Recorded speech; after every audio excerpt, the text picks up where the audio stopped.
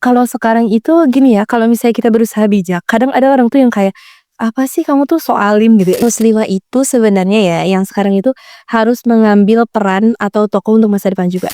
Masa depan yang terus berkembang itu pasti lahir dari seorang wanita. Iya, dan wanitanya juga harusnya berkualitas karena, di Al-Quran juga disebutkan ya, karena wanita itu termasuk godaan juga, ya kan? Harta tahta wanita, oke.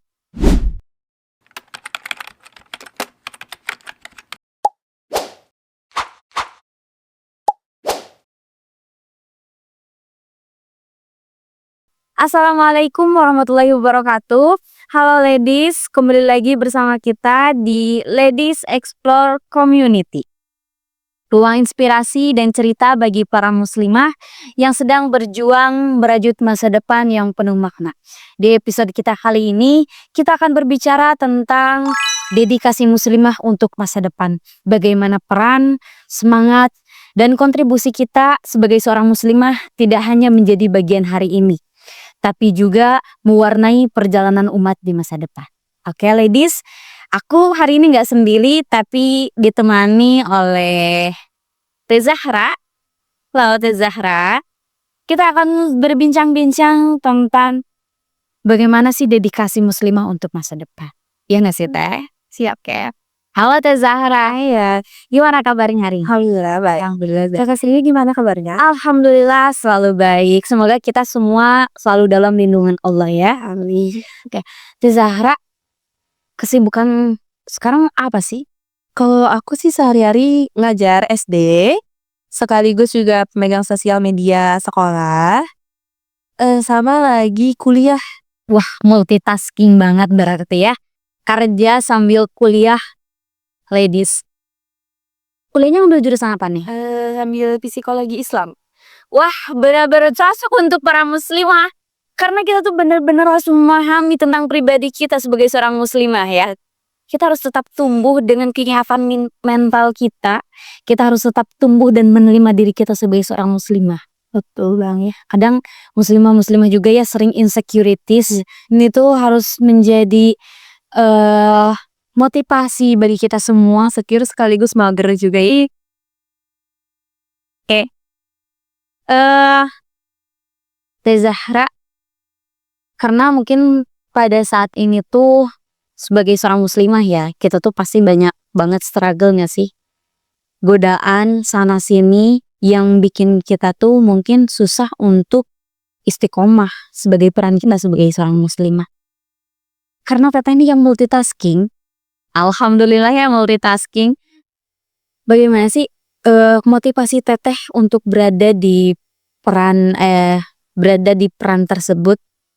Apalagi sebagai muslimah ya, menjalani banyak peran gitu. Sebagai seorang mahasiswa, sekaligus menjadi seorang pengajar. Aku sendiri sih muslimah itu sebenarnya ya, yang sekarang itu harus mengambil peran atau tokoh untuk masa depan juga. Karena muslimah itu, kalau misalnya kita sudah mendalami nih, kita tuh sebenarnya tahu kalau muslimah itu sepenting itu buat masa depan. Penting banget ya, apalagi untuk generasi selanjutnya. Ya, karena anak-anak yang baik itu dilahirkan dari ibu yang baik. Tapi bukan hanya sosok yang baik, tapi cara pendidikan yang baik. Bener banget. Ada gak sih Teh, pasti semua orang tua itu menginginkan anak-anaknya itu tumbuh menjadi anak yang baik. Tapi kadang kita lupa bahwa anak yang baik itu lahir dari pendidikan yang baik dari orang tua. Salah satu ada kutipan dari psikologi juga ya, itu tuh kecerdasan anak itu bisa turun ke anaknya dari 40-60% dari ibunya. Berarti sangat penting lagi kita sebagai seorang muslimah. Iya. Kalau sekarang tuh ya ada ini Teh kata-kata wanita independen, wanita harus, sebenarnya hal itu tidak mempengaruhi peran kita sebagai seorang muslimah ya, apalagi yang akan melahirkan generasi. Tidak perlu terbebani dengan hal itu ya, dengan kita melahirkan generasi, karena memang itu menjadi fitrah kita sebagai seorang wanita. Karena anak yang tumbuh, karena masa depan yang terus berkembang itu pasti lahir dari seorang wanita. Iya. Dan wanitanya juga harusnya berkualitas biar anaknya ikut berkualitas juga. Agar negara kita semua penuh dengan orang-orang yang berkualitas. Oke. Nah, Teteh ada nggak sih sosok inspirasi yang mewarnai hari-hari Teteh sebagai seorang muslimah? Kita lihat dulu dari yang terbelakang gitu ya. Yang paling utama mungkin kita itu harus mencontoh Siti Khadijah ya, yang sangat-sangat independen kalau bahasa sekarang itu the best of the best banget. Jadi kayak dia bisa menjadi pengusaha, bisa cerdas juga, pekerja keras juga ya, sangat bisa diambil contoh bahwa perempuan itu nggak yang melulu di dapur yang menurut kita kayak, kenapa sih perempuan itu harus berpendidikan? Coba kita lihat dari Siti Khadijah aja, dahulu yang nggak ada ya kayak kuliah kita S3 nggak ada ya, tapi dia itu bisa menjadi contoh buat kita sekarang. Dedikasi sebagai seorang muslimah yang multitasking, pengusaha sukses. Bahkan kan dalam sejarah itu dikatakan kalau Siti Khadijah itu memiliki harta itu sepertiga dari Makkah. Tapi seluruh hartanya habis untuk bentuk perjuangannya terhadap Islam. Bahkan kepada Rasulullah saja Siti Khadijah mengatakan, jika aku mati maka jadikanlah tulang-tulangku sebagai jembatan engkau berdakwah. Kayak memang sedebes itu basicnya ya. Makanya memang yang namanya iman itu fluktuatif, naik turun gitu. Tapi kita tuh harus tetap upgrade ya. Bagaimana cara kita untuk mempertahankan iman gitu. Nah, kalau sekarang nih sosok inspirasi yang sangat menginspirasi Feof tuh apa sih? Sebenarnya banyak ya, karena sekarang tuh udah banyak nih influencer muslimah yang tuh keren banget nih, walaupun dia baru hijrah tapi kayak udah keren banget nih semangatnya, bisa kita contoh gitu. Salah satunya itu kalau untuk dari sisi dia berpikir, pendidikan, aku sih lagi suka lihat Kak Sherly ya. Oh iya, I see. Dia cerdas, terus juga berpikirnya kritis gitu ya. Kita bisa contoh bahwa muslimah juga enggak yang terbatas sih. Iya. Itu menjadi role model kita bahwa sebagai seorang muslimah juga kita perlu cerdas. Ya, betul. Nah, karena perjalanan kita sebagai seorang muslimah itu banyak dan kita juga pasti mempunyai banyak peran. Nah, sekarang nih, bagaimana sih menurut Teteh peran sebagai seorang muslimah itu untuk diri sendiri? Oke. Kalau untuk diri sendiri tuh kita harus menjadi yang lebih baik dari hari sebelumnya ya. Kita harus evaluasi nih hari kemarin gimana, untuk hari selanjutnya seperti apa.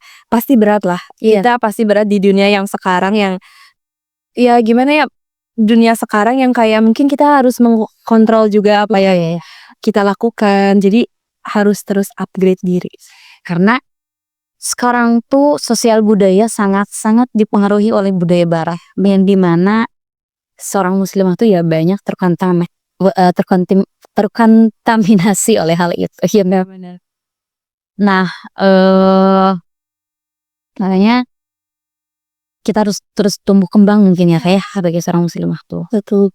Nah, kalau menurut Teteh bagaimana sih peran muslimah di keluarga itu harus seperti apa? Kan kita itu pasti setiap muslimah itu mempunyai tujuan ya. Sebanyak apapun yang kita raih, jangan sampai kita melupakan jasa orang tua gitu. Walaupun mungkin orang tua kita, orang tua aku kan nggak kuliah gitu. Nah, itu yang kadang kayak, kan orang tua aku nggak kuliah, nggak ngerti juga. Nah, itu kita nggak boleh. Jangan. Jadi kita itu harus di keluarga itu harus tetap menjadi anak yang berbakti kepada orang tua gitu. Bagaimanapun itu kan orang tua kita tetap yang paling utama ya betul. Yang paling utama jasanya buat kita juga sebanyak apapun yang kita raih juga nggak akan bisa menandingi jasa mereka. Jadi teman-teman, ilmu padi ya, setinggi apapun kita tumbuh tetaplah merundu. Yes. Ladies, tadi benar kata Kak Zahra bahwa setinggi apapun ilmu kita, walaupun memang orang tua kita tidak sama seperti kita memiliki pendidikan yang tinggi, etika adalah investasi diri. Karena kalau berbakti itu sudah hal yang sangat cukup. Iya, itu mah sudah kita udah cukup gitu ya. Iya.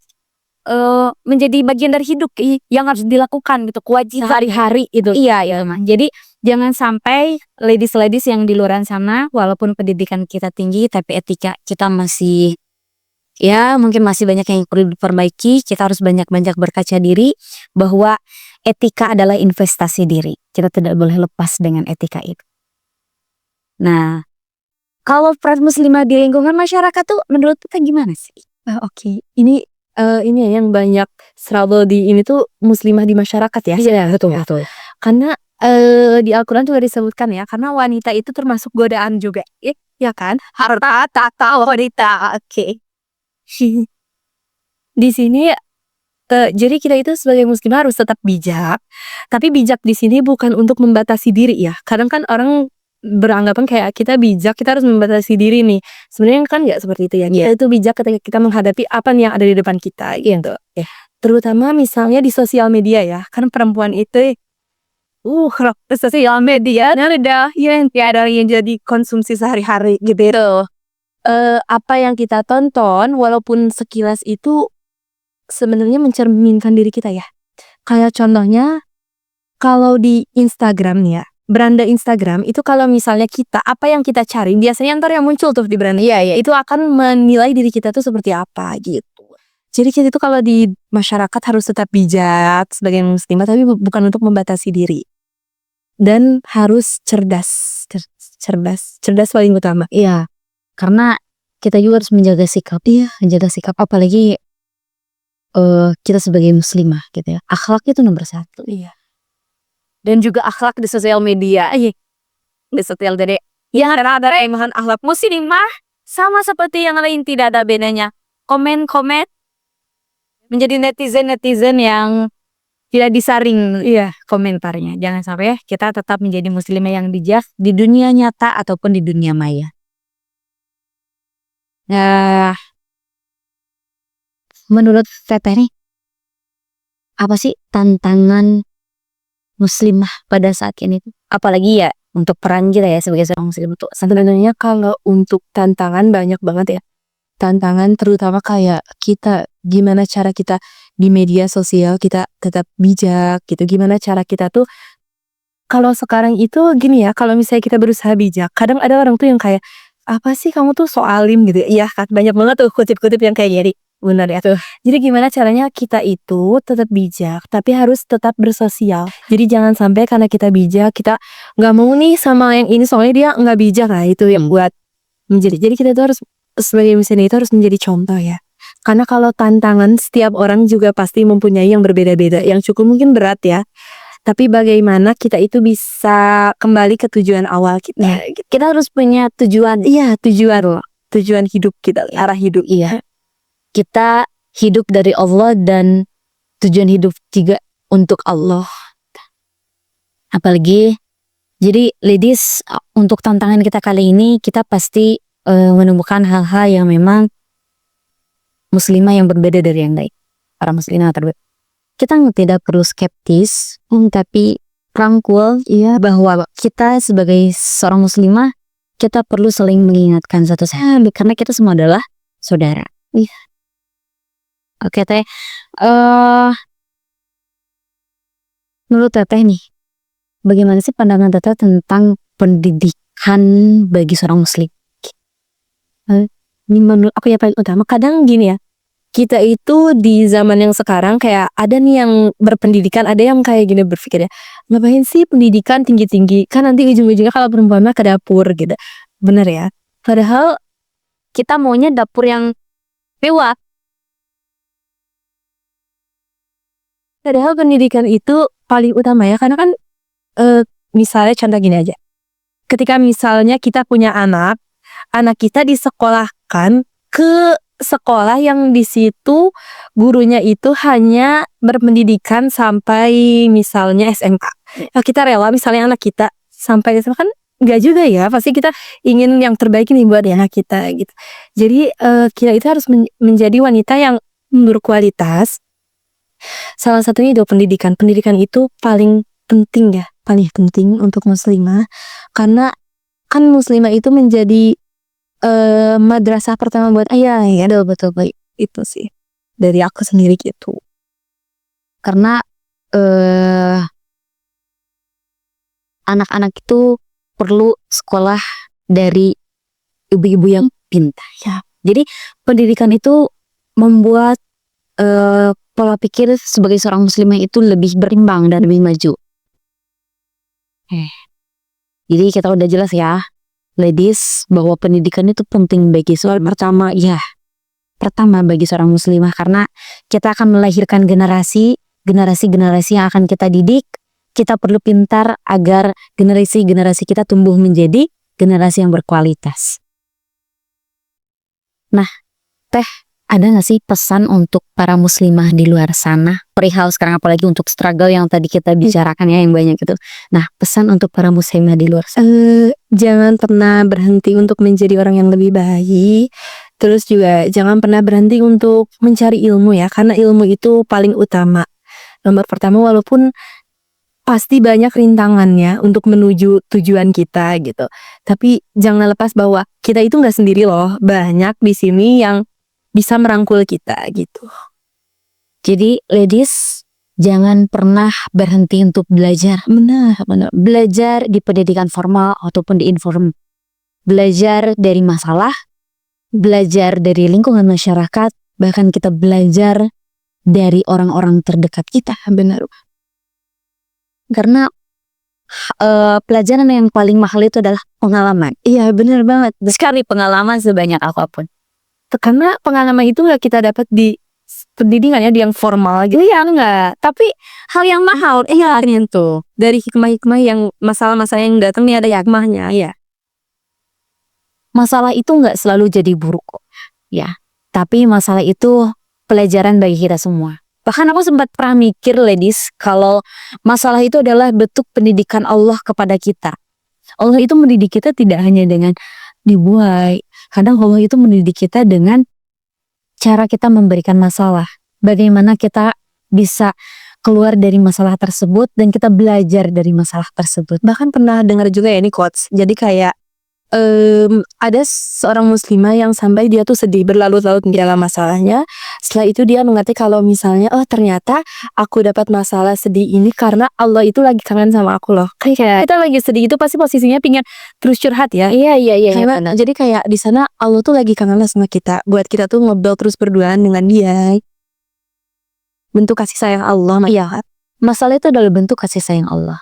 Karena kalau kita bahagia terus, kita tidak akan pernah belajar apa itu arti rasa sakit. Iya, benar. Tapi kalau kita punya masalah, kita akan belajar bagaimana itu rasa sakit. Karena empati itu terbentuk dari rasa sakit yang pernah kita dapatkan. Bisa kita nggak mau menjadi seperti itu, akhirnya kita belajar untuk menjadi lebih baik lagi. Ya walaupun memang ya kalau netizen pasti ngomong kayak gini, gak bisa banget ngomong gitu. Ya kisah ya kamu gak merasakan jadi aku. Setiap orang pasti punya latar belakang yang masalah yang berbeda. Tapi tempat berpulang kita adalah Allah. Iya. Tempat kita bersandar adalah Allah. Jadi tetap ladies, kita tetap berhusnuzon kepada Allah. Karena yang adil menurut Allah tidak sama dengan adil menurut kita. Bagaimana? Di sana juga disebutkan kan di dalam Al-Quran bahwa Allah itu tidak akan memberi ujian kepada hambanya melebihi kapasitas hambanya. Jadi Allah tuh tahu nih kapasitas kita segimana. Jadi nggak mungkin Allah membiarkan kita sendiri. Iya, tuh. Teh, karena kita masih Gen Z ya. Ada gak sih mimpi atau visi teteh tentang peran muslimah ke depannya di masa depan? Oke. Terutama aku pribadi mungkin ya. Kalau aku pribadi sih sekarang itu lagi mencoba untuk aktif di sosial media ya. Karena menurut aku kan sekarang itu sosial media itu lebih luas kalangan daripada kita face to face nih. Terkadang orang itu terinspirasi dengan kita tanpa tahu siapa kita. Ya kan. Jadi aku itu lagi mencoba untuk aktif di sosial media karena udah sebulan ini nih, jadi kayak aku mencoba buat tipografi gitu karena emang lagi suka juga di bidang edit gitu.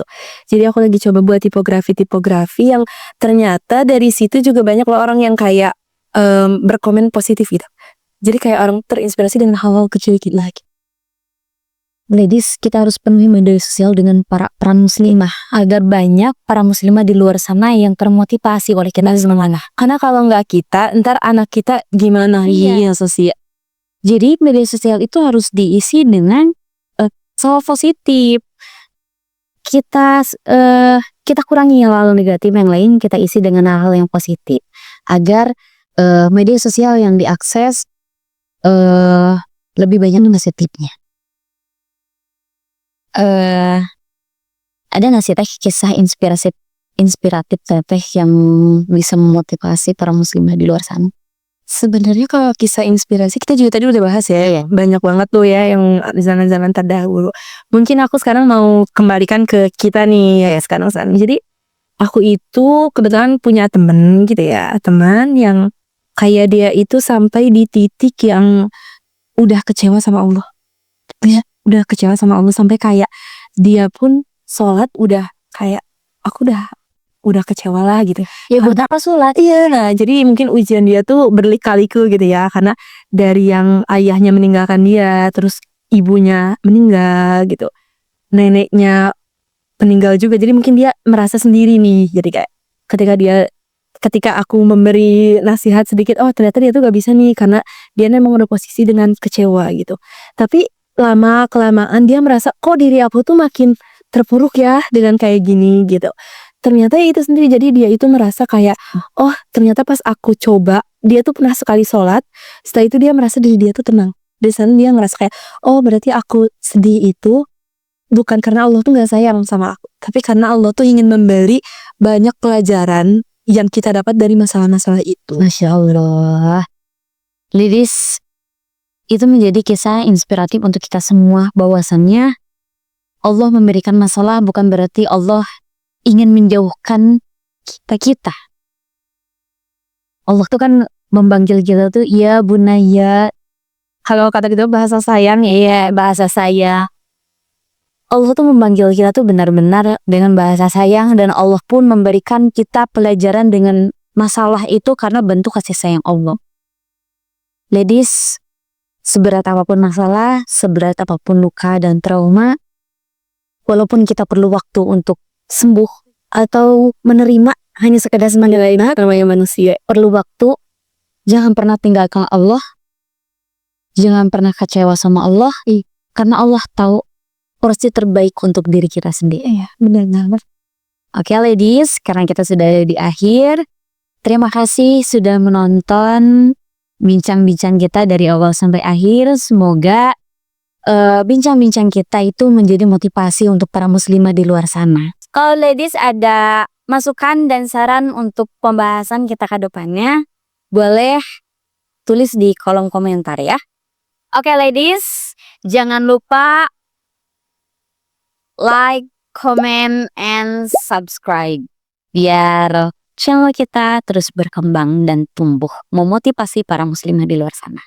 Assalamualaikum warahmatullahi wabarakatuh.